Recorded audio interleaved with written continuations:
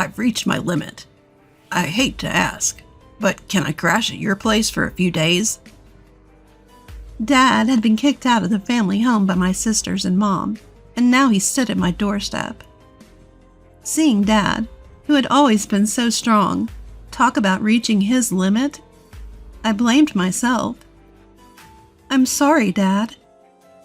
In that moment, as I tried to apologize for my inability to help alleviate his suffering, my husband Ethan spoke up.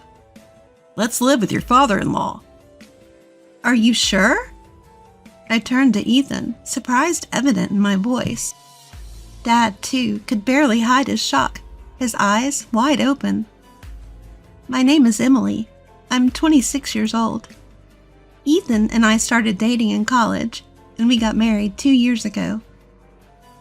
Our days are filled with a fulfilling work-life balance. Ethan is my best supporter, always by my side. I never thought I'd find someone who gives me such confidence, let alone marry them. As the youngest of 3 sisters, I grew up in an environment where I could never go against my mom and my sisters. I was always the last one in line for attention from Mom, and also the lowest in rank among my sisters. Every time I voiced an opinion, sharp words would come flying back at me. Over time, I stopped expressing myself and started to suppress my feelings. I bore the treatment of being treated like a servant by my mom and my sisters without complaining. "I wanted a boy. When I found out you were another girl, I was so disgusted. Grace and Ashley are enough for girls. You're an unwanted child, and yet here you are in this house. If you want to stay here, you have to work." Mom often belittled me like this. Even if you tell me that, how many times have I swallowed my words, the ones I wanted to say back to her? By the time I entered elementary and middle school, I was in charge of most of the household chores, from preparing meals and doing laundry to getting the bath ready. People around me would praise me, saying, "That's impressive," or "You're so responsible." But I only found joy in that at first. "It's a given that you do all these things," Mom would say with no words of thanks or praise. Instead, I was constantly being reprimanded for my cooking or the way I folded the laundry. The one who kept me going through all this was Dad. Unlike Mom and my sisters, Dad loved me and respected me. As the only man in the family, Dad was not well liked by Mom and my sisters, and his power within the family was as low as mine. But he always stood up for me. "I'm sorry, Emily. You always have to put up with so much. If only we could all live in harmony." Dad would often hold me tight and say these things. Despite his early mornings and late nights for work, Dad would always spend his days off with me, fulfilling Mom and my sister's demands together. And he always listened to my feelings and accepted my words. But my mom and her cohorts didn't seem to like that. "There's no one to protect you today," they'd tell me, pushing more chores onto me.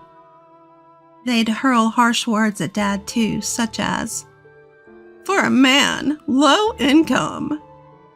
And my sisters would follow their lead, laughing and saying, "Disgusting!" and "Don't open your mouth." So no matter how much Dad tried to be a pillar of support, I was becoming increasingly frail.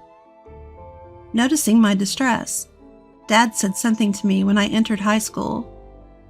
"Emily, study as much as you can, then go to college. Leave this house and live on your own. You, Emily, have so many possibilities. There's no need to endure and stay in this house forever.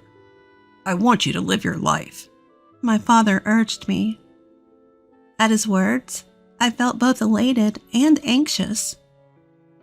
At the time, my eldest sister Grace, 6 years older than me, was attending a private university.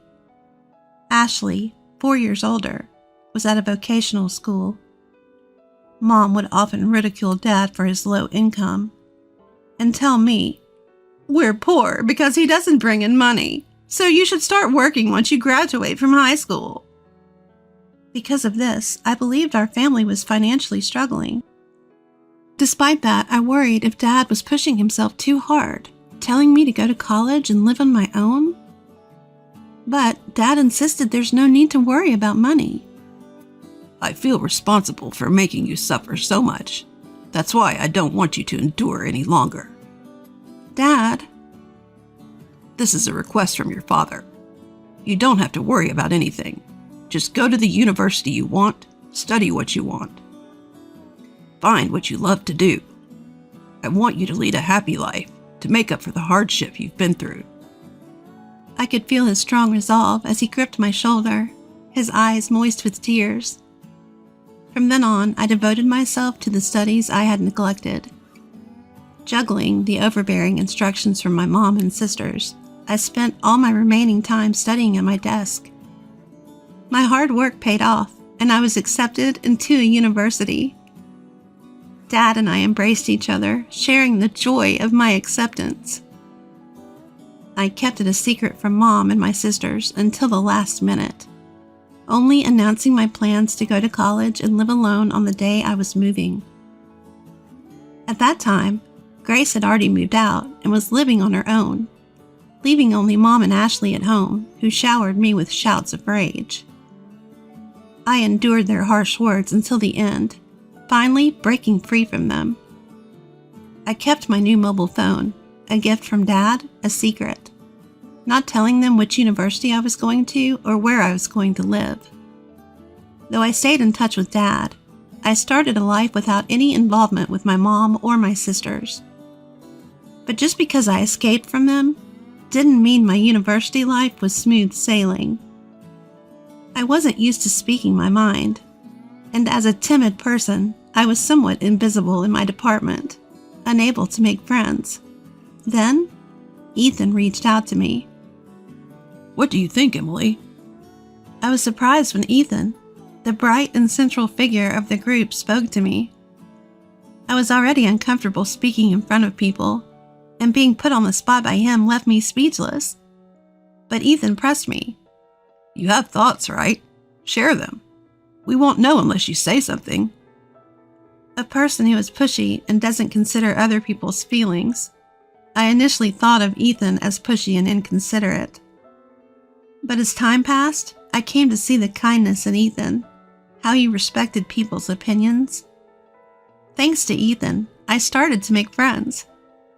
Before long, I found myself drawn to Ethan, and by our third year, our relationship had progressed to dating. When I started dating Ethan, Dad excitedly congratulated us. And when I found a job, when Ethan and I decided to move in together, and when we decided to get married, Dad celebrated my happiness as if it was his own. But I had always been worried about Dad. Since starting university, I hadn't been home and hadn't seen Dad even once. We stayed in touch, but I was still concerned. Dad was living at that place with Mom and the others. I had no doubt he was still enduring snide comments from Mom and Ashley, still spending his days under their domineering instructions. Dad, I'm happy today because of you. Back then, I was powerless and always needed your help. But things have changed. I'm working now and I'm married. I have someone who supports me. So now it's my turn to help you. Please let me know if you're in any trouble. When I announced my marriage, I told him that. Having learned the importance of expressing my feelings to others since being with Ethan, I was finally able to put into words what I had never been able to tell Dad before. Thank you. Dad replied that way, but until now, 2 years later, Dad never asked me for help. Furthermore, recently, I heard that Grace, who was supposed to be living alone, quit her job and returned to our parents' house. My worry for Dad had only increased. Then one day, the doorbell rang just as I was confiding in Ethan about how worried I was about Dad. December was almost over, and even though it wasn't even 4 p.m., it was already getting dark outside. We had no scheduled deliveries, so we were surprised when we looked at the screen of the intercom. The person shown by the camera was none other than Dad. I rushed to the front door and opened it. Seeing Dad for the first time in 8 years, his cheeks were hollowed out, and there was more white than black in his hair. He looked visibly unwell. I instinctively knew that his sudden visit without any notice wasn't for a casual reason. "Dad, what's happened? Please come inside. It must be cold outside." Dad was wearing trousers and a long-sleeve shirt, even in December. This seemed too thin. Why would he be outside dressed like that? But the reason was revealed from Dad's mouth. Dad was kicked out of the house by Mom and the others. "They told me to go buy dessert, so I went to the nearby convenience store. But when I came back, the house was locked. I asked them to open up, but they told me not to come back and didn't let me in." What? "I left the house without my phone or jacket, but I waited for several hours and they didn't seem to let me in." As Dad rubbed his cold body, he told us about what happened that day. I quickly made some hot tea and gave it to Dad. Dad held the cup of tea with both hands to get warm and muttered softly, "I might not be able to go back to that house again." Why? "Ever since Grace came back, Mom and the others' attitude got even worse. I was feeling at my limits too, and then they did this to me. I don't even have the energy to go back. I think I should look for a monthly apartment and think about what to do in the future. I'm sorry, but could I stay here for a few days? I'll leave as soon as I find an apartment." I was worried, but I hadn't imagined it was this bad. Dad, who never complained before, was talking about his limits? "I'm sorry, Dad." I was about to apologize to Dad for knowing about his troubles and not being able to do anything when "Let's live with your father." Ethan raised his voice. "Are you sure?" I turned to my husband in surprise. Dad, too, unable to hide his surprise, opened his eyes wide. "Sorry for being blunt, especially since we just met, but your father-in-law doesn't look too healthy. I think it would be best if we lived together to help him recover. Everything else can be figured out later, of course, only if he's okay with this." Ethan's suggestion left Dad and I with nothing but gratitude. And so, our new life as a trio began. Just a few days after Dad moved in, our doorbell rang again. All three of us were stunned by the figures displayed on the intercom screen. Mom and my sisters were standing there. Why here? Shocked and bitter past memories made my breath hitch. But I had to face them. I didn't know what they would do next. In a panic, I opened the door. "Wow, I didn't expect you to be living in such a fancy place. I thought you were scraping by in some rundown apartment." Hearing Mom's voice after such a long time, all I could feel was resentment. "Why are you here?" "Your father's mobile had your address in it. I had no idea Emily even had a mobile phone." "Why would you give him your contact info but not us? Are you honoring the wrong person?" Just as before, Grace arrogantly looked down at me. After Mom's words, seeing her like this, Mom smiled satisfied and spoke again. "Well, never mind. Is your father here? We're having some trouble without him." Even though she said they were in trouble, there were no signs of actual distress. All three of them were smirking. "In trouble? But you're the ones who kicked him out." "You've become quite sassy, haven't you? So he is here. Move aside." "No!" I yelled at Mom and her group. Mom's typical overbearing tone and her condescending remarks about me fueled my irritation. It would have been impossible in the past, but I had changed, all thanks to Ethan. However, Mom's irritation became apparent as she raised her voice. "When did I ever give you permission to talk back? Just move." You can't even listen to what I say. I'm not the same person I used to be. I won't be pushed around by you, Mom. I refused firmly. Ethan came up beside me, trying to shoo Mom and the others away. Despite our efforts, Mom and her group wouldn't leave. We repeated, "Move," and "No," until tired of the ordeal or maybe having given up. Mom was the one to break first. "That's enough. I don't want to hear any more from you. If you won't move, can you at least let us know when the money will be deposited in our account? It's really annoying that all you can do is put money in, and you can't even do that." I was speechless at Mom's words. How did she think she's been able to live without working? My anger reached its peak. From now on, Dad will be living with us. Dad and I will no longer be pushed around by you guys. Please divorce Dad and stop causing him pain. As I couldn't hold back my words any longer, the response from my mom was something I hadn't anticipated. "Don't make it sound like I'm the bad guy. I've been kind enough to stay as a family with a man like him who is low income and can't do a thing. You should be thanking me." "What?" "You're just like your dad, a low-income loser, acting high and mighty, but in the end, all you're doing is licking each other's wounds." I felt like I was about to lose control at Mom's words. I was on the verge of raising my voice, of lashing out, but then my husband spoke. "Emily works hard. She's a supervisor, earning a decent wage. I'd appreciate it if you didn't belittle us with comments about licking wounds." As my husband stared down Mom, she retorted, "Don't you dare talk back to me. You're an outsider, so stay quiet." That's when Mom turned on Ethan. Dad, who should have been in the living room, was suddenly at my side, addressing Mom. "I've heard enough. We can't impose on Emily and Ethan anymore. Let's get a divorce." "Dad?" At Dad's words, my sisters chimed in with, "That's fine. That's fine. We don't need a creepy guy like you." one voice called out. Emboldened by my sisters, Mom agreed.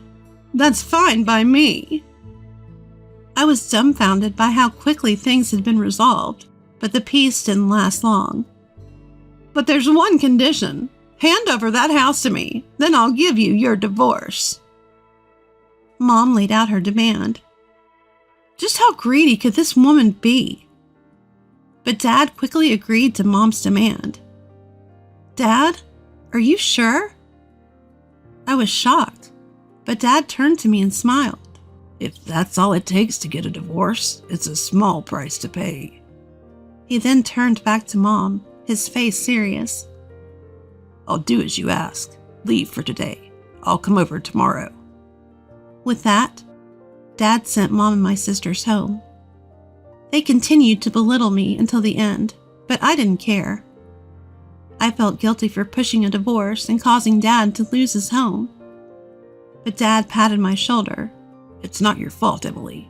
In fact, I'm glad you spoke up." The next day, Dad went back home one last time with the divorce papers. He made Mom fill out the divorce application, handled some paperwork, and packed his belongings. When Dad came back from our family home, he looked somehow lighter. It was sad to see the house go to Mom and my sisters, but if Dad felt relieved, I was okay with it. A few months later, Dad told me what had happened to Mom and my sisters. They had taken the family home as part of the divorce settlement and planned to live lavishly by selling it. However, the house was old. The location wasn't great. They couldn't sell the house or land for much, and demolition costs ate into the proceeds. In the end, they were left with almost nothing. Now, without a home or savings, Mom didn't work. Neither did Grace or Ashley have stable jobs.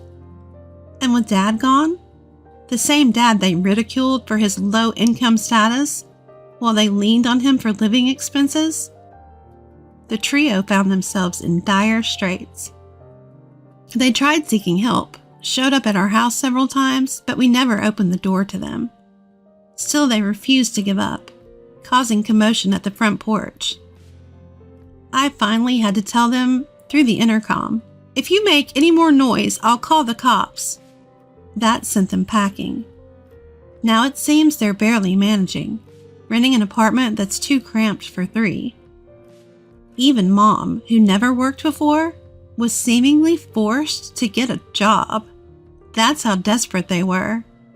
Despite all the times they made fun of Dad and I as a trio, they now seem to be constantly bickering among themselves. They appear to be blaming each other for their current circumstances. People rarely change. With neither Dad nor me around anymore, the ones they used to ridicule, they can't help but find someone else to target. It seems they're destined to lead lives filled with both physical and emotional poverty. Meanwhile, our lives have taken the polar opposite trajectory. Despite all their mockery about Dad being low income, he had actually been trading stocks for years, amassing a fortune. We only learned about this after the divorce was finalized. Dad feared that if any information leaked out, the trio would try to seize his assets, so he had decided not to mention it until the divorce was over. That's probably why he didn't mind giving up the family home. Now we're living comfortably in a new house that Dad built with his wealth. He quit his job to focus on his stocks. My husband and I have jobs too, so we're not struggling financially.